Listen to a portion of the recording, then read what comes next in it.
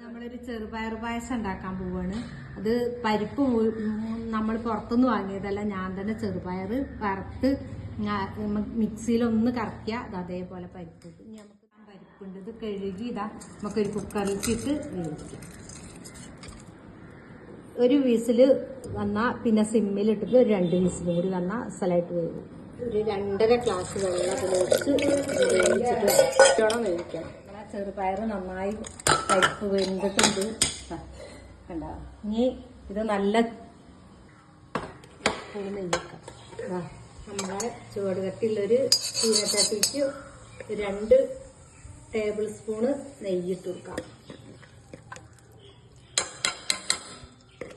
നെയ്യിട്ട ഈ നെയ്യിക്ക് നമുക്ക് ഈ വേവിച്ച് വെച്ച ചെറുപയർ വെച്ചിട്ട് കൊടുക്കാം.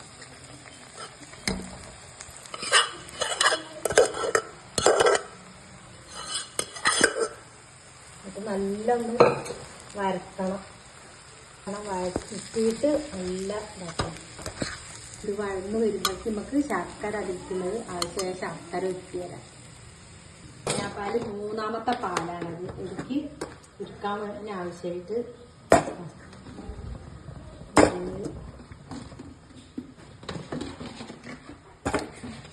6 അത്ര ശർക്കര വേണം.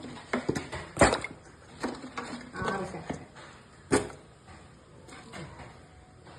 ഉരുക്കിയിട്ട് നമുക്ക് റെഡിയാക്കാം. വെള്ളം അധികമാവണ്ട വിചാരിച്ചിട്ട് നമ്മൾ 3ാമത്തെ തേങ്ങയുടെ പാല് പിഴിഞ്ഞതും എടുത്തിട്ട് 2 ഗ്ലാസ് ഉണ്ടാവും. അതിലാണ് ഇപ്പോൾ ഈ ശർക്കര നമ്മൾ ഇരിക്കുന്നത്.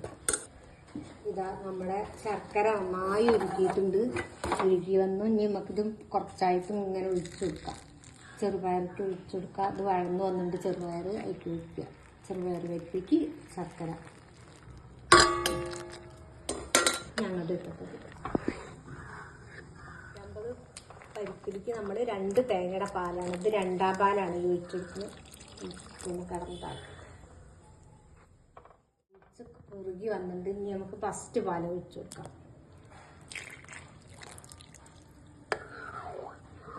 ഫസ്റ്റ് പാലൊഴിച്ച് ഒരു തള വരുമ്പോൾ നമുക്ക് വാങ്ങാം. പിന്നെ തേങ്ങ കൊട്ടത്തേങ്ങ ഇതിലേക്ക് നെയ്യിൽ മൂപ്പിച്ച് ഇട്ട് കൊടുക്കണം. കൊട്ടത്തേങ്ങ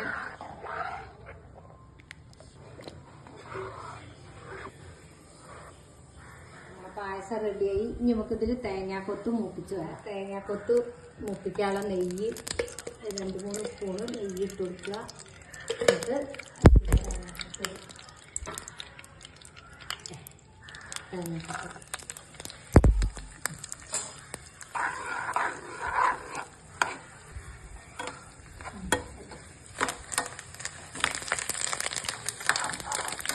നമ്മൾ തേങ്ങാക്കൊത്ത് നല്ല ബ്രൗൺ കളറായി വന്നു. ഇനി നമുക്ക് പായസത്തേക്ക് ഇട്ട് കൊടുക്കാം.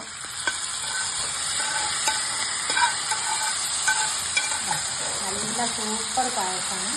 എല്ലാവരും ഉണ്ടാക്കി വെക്കുക. ഇഷ്ടപ്പെട്ടെങ്കിൽ ലൈക്ക് ചെയ്യുക. എല്ലാവരും ലൈക്ക് ചെയ്യുക ഇഷ്ടപ്പെട്ടെങ്കിൽ. നമുക്ക് പായസം ഒരു ബൗളിലേക്ക് ഒഴിക്കാം. നല്ല സൂപ്പർ പായസമാണ്. എല്ലാവരും കഴിച്ചു നോക്കുക.